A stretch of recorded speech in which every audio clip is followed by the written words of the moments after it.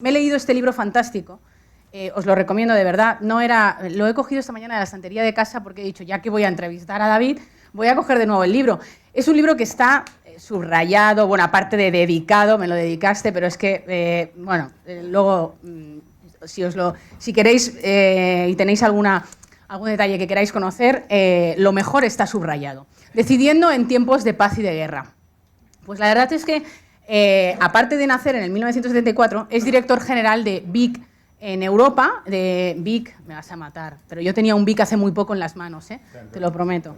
Tenía un BIC de Nafex, por cierto, que lo tenéis todos en la bolsa, de estos de super multicolor, que ya de pequeña en el cole, estos ya en nuestra época los utilizamos. Supongo que los habéis innovado, pero... Bueno, pues David, además también es presidente de la Cámara de Comercio de Francia en Barcelona, es licenciado en ADE, MBA por ESADE, ha trabajado en diferentes cargos de dirección, finanzas, control de gestión, además fue portero del Barça, de balonmano, y autor de este libro que os digo, que me encantó, porque además tiene cosas buenísimas y voy a empezar por una cosa que me llamó mucho la atención, ¿no? Cuando hablé contigo en la primera entrevista, no sé por qué razón, porque no me lo explico, yo no saqué el tema, se acabó hablando de que las decisiones, por ejemplo, cuando nos enamoramos, no son una lista de y ahora esta persona por esto, ¿no? Si son intuitivas las decisiones, ¿no? Tú te enamoras y te enamoras de la decisión de enamoramiento, que por cierto, en el coffee con Íñigo Manso, con Juan Carlos Cubeiro, con Ignacio Babé y con Joan Cortés, hemos acabado otra vez hablando de cuántas veces nos habíamos enamorado, ¿no? Y entonces la idea es que no te enamoras haciendo una lista. Y eso me llamó mucho la atención porque dicen que efectivamente te enamoras por intuición, ¿no? Entonces, ¿cuántas decisiones de tu trayectoria profesional, siendo ahora directivo en BIC Europa, han sido con esa intuición del enamoramiento o han sido con listas de DAFOs, checklists y todo esto? Bueno, nosotros la formación está abierta, ¿no? La formación que tenemos es una formación lógica, no es cartesiana, ¿no? Desde hace unos cuantos siglos. No sé si ¿Me oís? Sí, ahora, perdón. Es cartesiana, ¿no? Entonces nos pensamos nosotros que cuando hay algo que decir, lo que hacemos es un diagnóstico, una lista de opciones, un cálculo de, ¿no? el potencial, las posibilidades o probabilidades de ganar y al final decidimos. Y no hace falta ir al noviazgo cada día, decidimos sobre todo por la parte emocional, ¿no? La parte derecha del cerebro, contrariamente a lo que pensamos. Y estoy hablando de las emociones, pero podríamos hablar también de lo que le llamo el PEC, ¿no? Que es politics, la política. Decido por cosas que a mí me interesan, por mi propio interés, no el de la empresa. Emociones o C, cultura, ¿no? La cultura es... Esto José Ramón, el fundador, nunca lo había hecho, ¿no? Que es lo que se habla en los pasillos cuando estás en una empresa familiar. La política es, tu jefe te dice, ¿qué te parece esto? ¿Qué te parece este libro? Porque lo ha escrito él, le dices que es cojonudo, porque estás esperando una promoción de aquí a un mes, ¿no? Etcétera. Esto es política, con lo cual, con la parte izquierda del cerebro, la lógica se deciden muy pocas cosas. Esta es mi experiencia. Si me preguntas por porcentajes, como no lo he calculado nunca, diría que casi todas es con la emoción.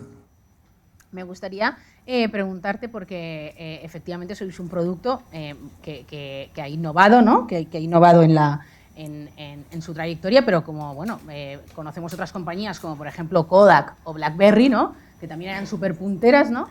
Y entonces me gustaría preguntarte cómo habéis sorteado todas esas épocas y cómo has conseguido mantener, ¿no? Porque a veces el exceso de confianza de ser un líder, no digo que eso le pasara, pero posiblemente a Kodak o a BlackBerry, ¿no? Ese exceso de confianza que hace que no decidas bien en situaciones de incertidumbre o de necesidad de innovación como es el momento actual, ¿no? Bueno, el tema del exceso de... Estoy un poco mal, no sé si lo hago. Sí, En vez de poner lo más... sabemos, pero, ¿Aquí? Bueno, lo voy a intentar aquí. Es que... Sí, esta mañana estamos teniendo movidito el sonido. Sí que funciona. ¿Está funcionando? Sí. Ahora este mejor, me parece. Hablo primero del tema del exceso de confianza y luego hablamos de VIX, si te parece. El exceso de confianza acostumbra a pasar estadísticamente, ¿no? Ya que me preguntas por números, cuando uno se hace mayor, ¿no? Creces, tienes mucha experiencia y tú piensas que la experiencia lo va a resolver todo. No estás muy equivocado, el tema es qué haces de tu experiencia.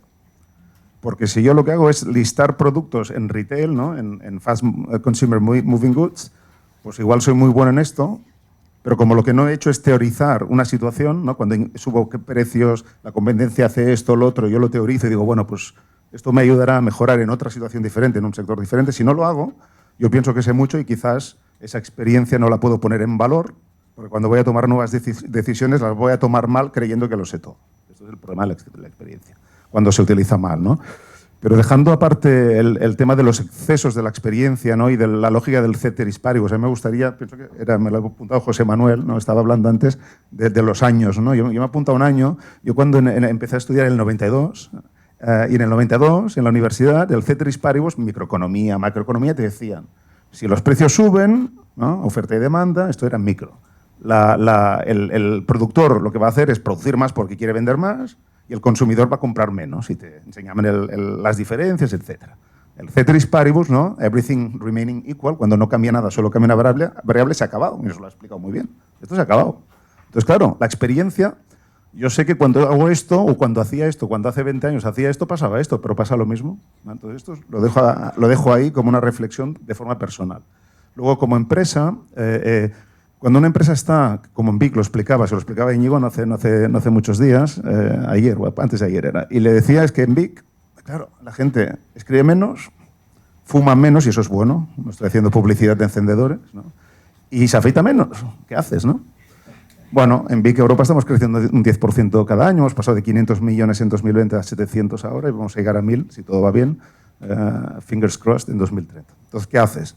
Lo que haces es mueves las palancas decisionales en estrategia, hay varios tipos de decisión, estrategia, táctica, operaciones, y me muevo en estrategia, 3 palancas, canal, ¿no? Me focalizo en canales que están creciendo mucho, e-commerce, me parece que lo decía Manel, lo estaba comentando el e-commerce, entonces el e-commerce, pues si el e-commerce crece un 15%, puedo crecer yo un 30%, porque eso quiere decir que hay otros canales que pierden, como el hypermarket, porque ya no cogemos un coche para ir a cargar y poner 200 euros el fin de semana, primero porque no los tenemos, y luego pues porque es lejos, porque es etcétera, etcétera, etcétera.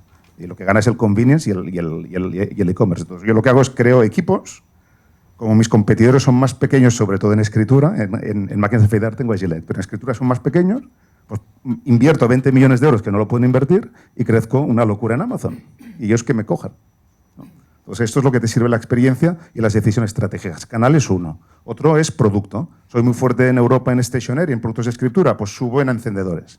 Luego ya os explicaré cómo, si os interesa, cómo subes en encendedores cuando la gente no fuma. Bueno, se lo vendes para que hagan otras cosas. Se lo vendes más caro, además, porque el producto para hacer una barbacoa, como no te quieres quemar y es más largo, pues es más bonito y lo vendes el doble de caro. Pero bueno, esto lo queda aquí.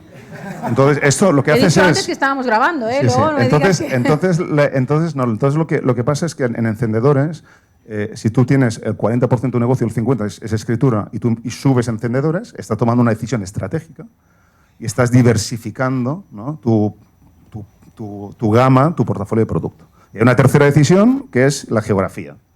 La geografía, pues inviertes en el este de Europa, en el centro de Europa, en el sudeste europeo, ¿no? Países como Rumanía, Polonia, Hungría, Turquía, aunque ahora hay dificultades por un tema de fluctuación de la moneda local.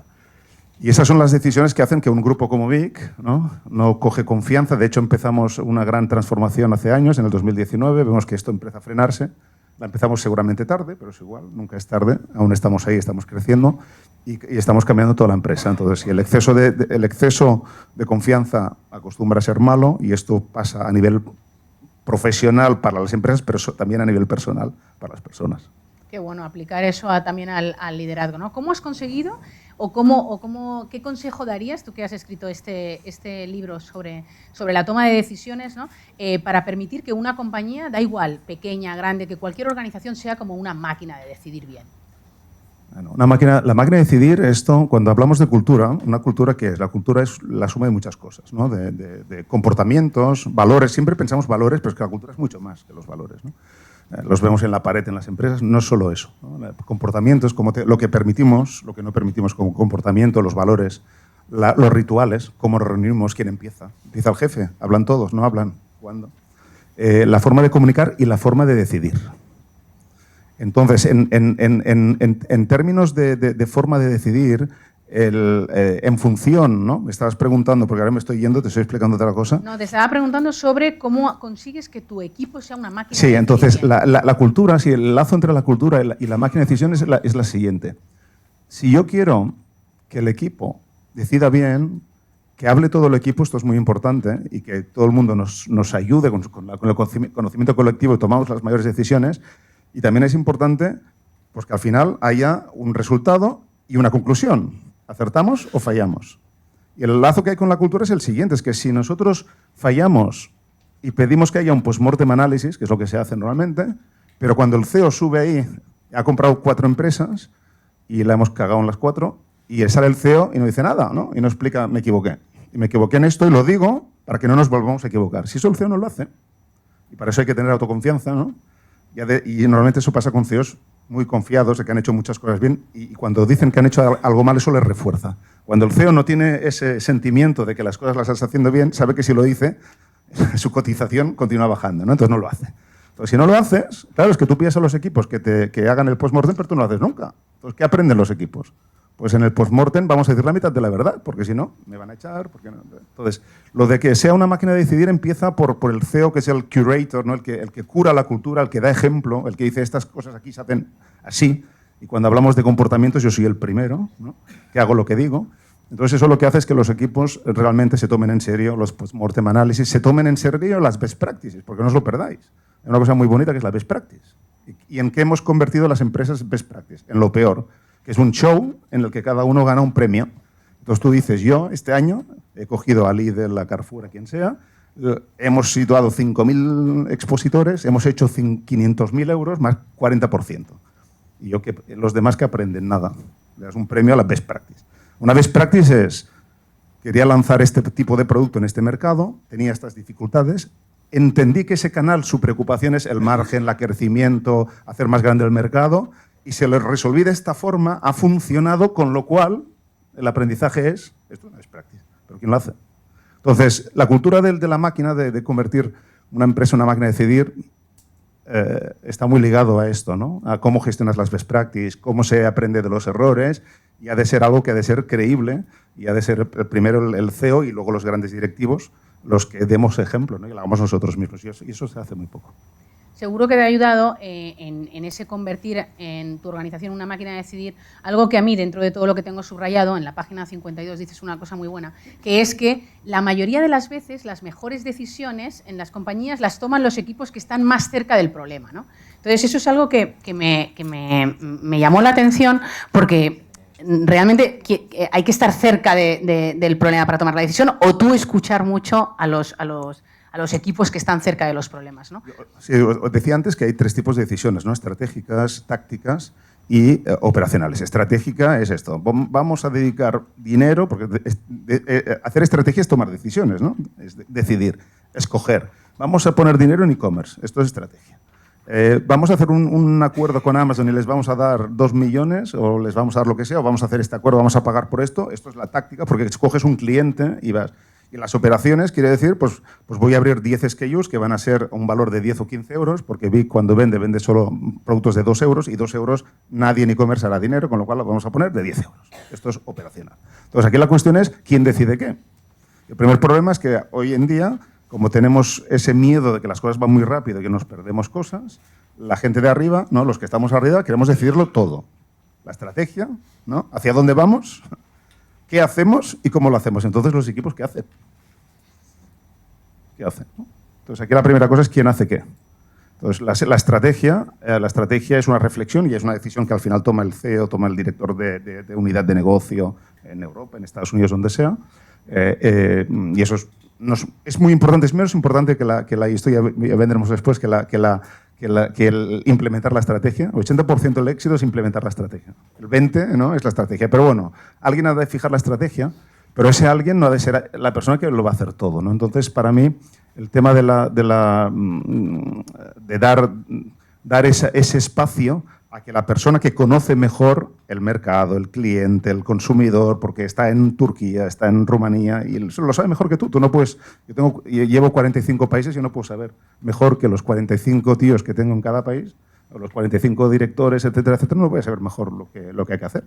lo que podemos ayudar es en decidir entre A y B, ¿no? Pues mira, si hacemos esto, yo pienso que vamos a hacer 5 millones, pero necesitaré 3, el mercado es así, entonces reflexionas con ellos y les ayudas, pero yo no conozco mejor. Con lo cual, la mayoría de decisiones hay que acercarlas lo más posible a aquella persona, a aquel nivel de la organización que sabe más la situación. Entonces, aquí es un riesgo porque hay que hacer, no hay que bajarla más de la capacidad de la persona, ¿no? Si tú le das a alguien, le pones en esfuerzo, ¿no? Le das un nivel de decisión que no puedas asumir, pues le estás forzando y has de ser consciente de ello, el riesgo que...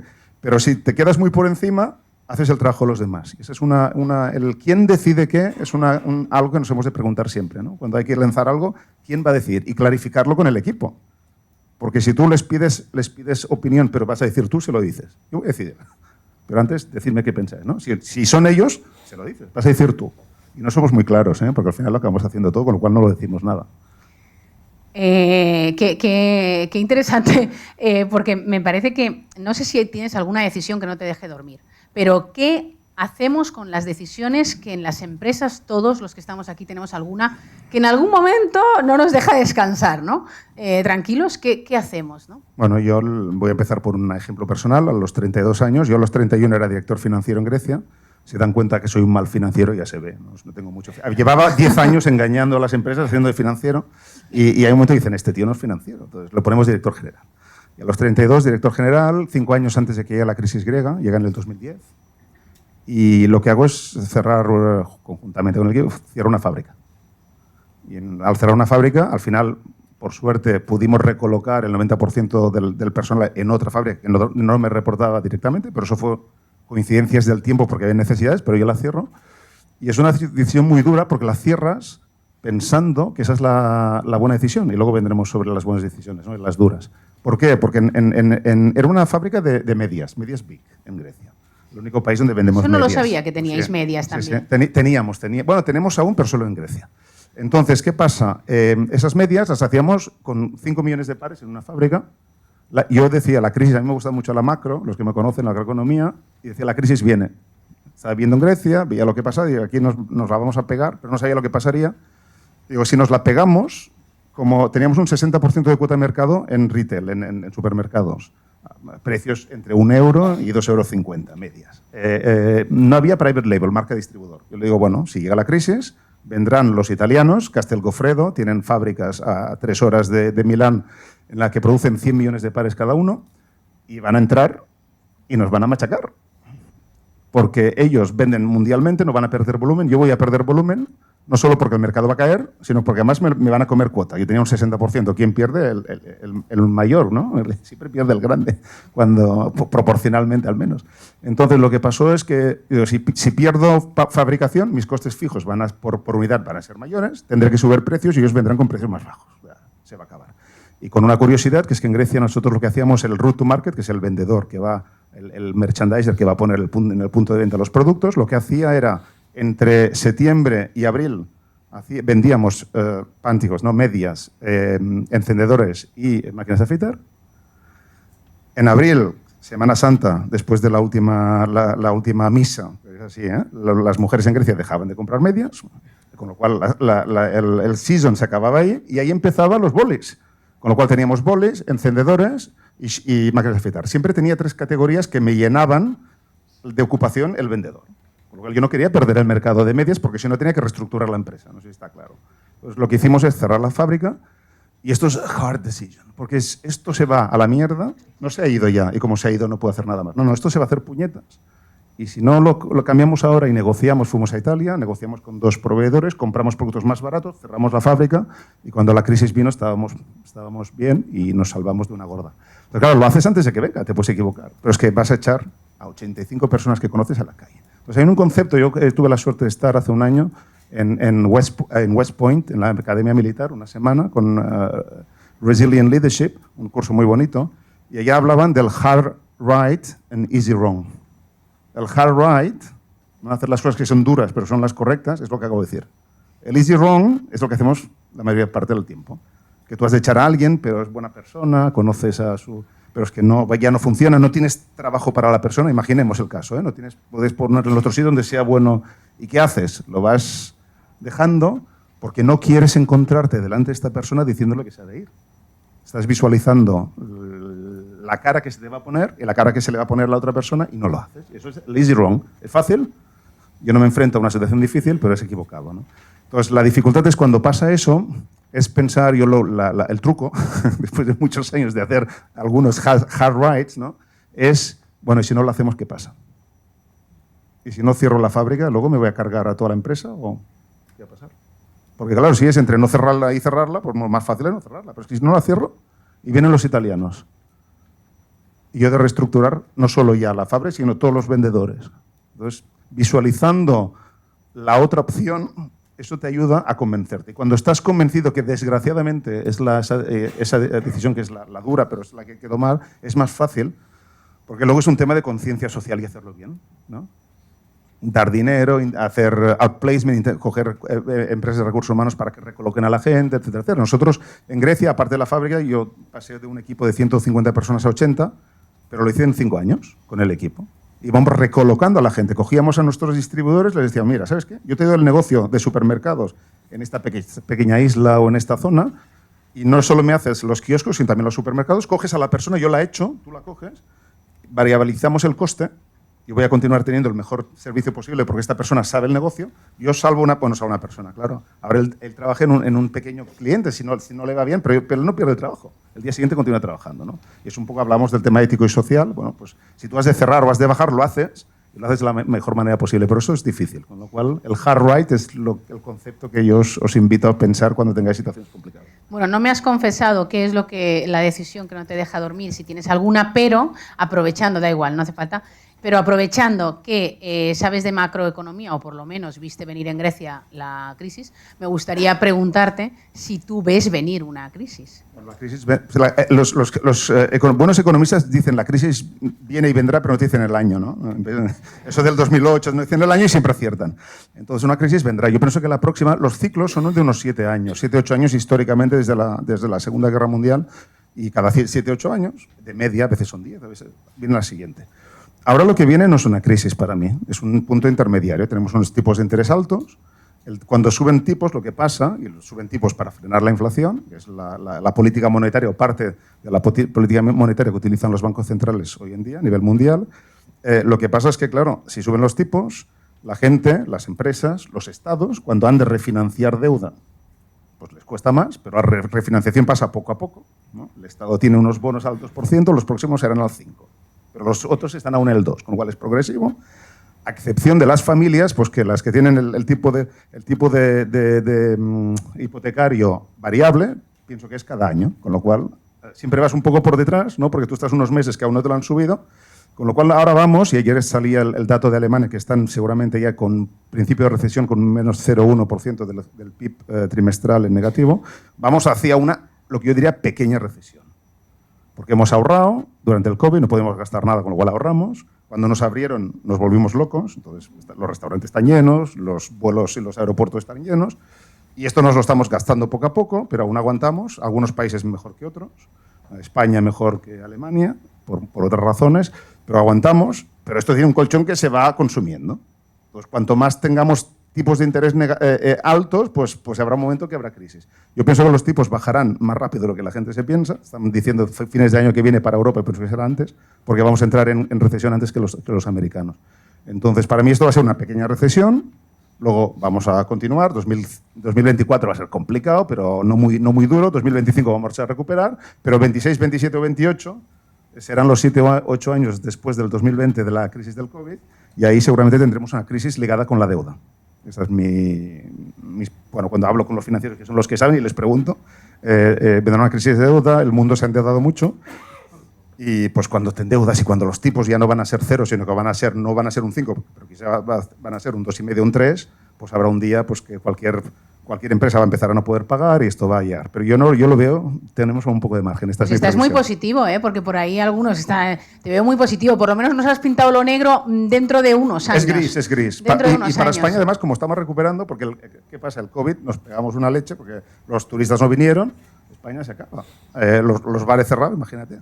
Entonces, esto tiramos para abajo, otros países en Europa, Estados Unidos siempre es el primero, ¿no? Baja y sube, Europa recuperó, España y el sur de Europa, muy dependiente del turismo, recuperó menos, y el año pasado estamos cerrando con un PIB que es casi el +2, es la tercera o cuarta economía mejor, ¿no? Que lo está haciendo mejor en Europa y entre los países de la OECD.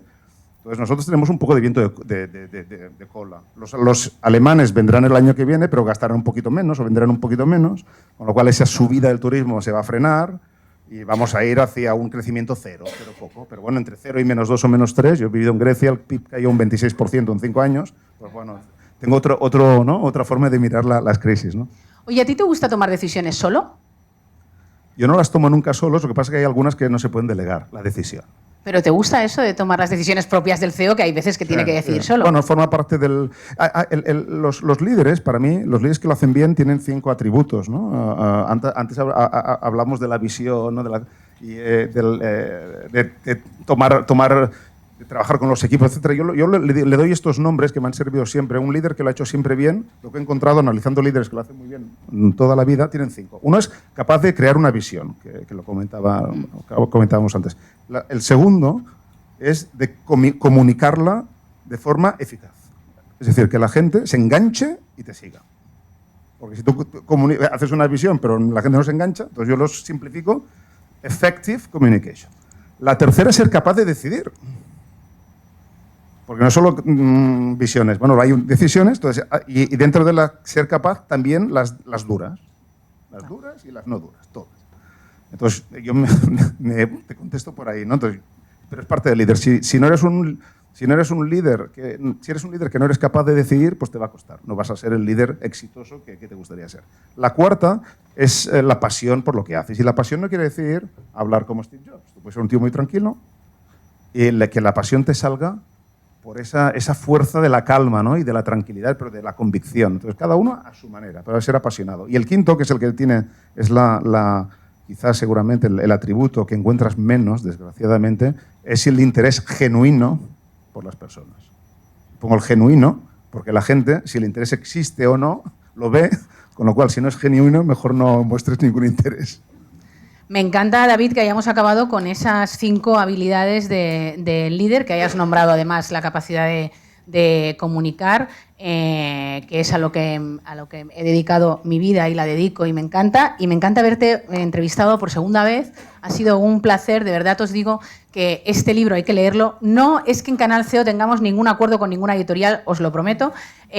Bueno, aparte de que nos envían libros para que leamos, pero es que es un libro muy bueno. Pero voy a decir una cosa para clarificar. Yo no quería tener problemas con mi empresa. Entonces yo lo que les dije, para no tenerlos, además lo hacía conscientemente, digo, yo no quiero cobrar nada, porque así no me tocarán las narices, porque haces el libro, ¿no? Entonces todos los beneficios del libro van a una asociación muy bonita, europea, que se llama NetMentora, y que lo que hacemos es ayudar a startups a crecer, a generar empleo, ¿no? Cogemos solo startups que vayan a generar mucho empleo en el futuro, si no las cogemos, y que el fundador, cuando acabe de ser acompañado, entre en la asociación, pague, la cuota no es baja, pague, y ayude a otros. Entonces, bueno, con lo cual, quien compre el libro, que sepa que no me lo quedo yo, irá... Pues eso no lo sabía, y da más sentido a que yo hoy haya ido a la estantería a buscarlo. Muchísimas gracias, David. Un placer. Un placer.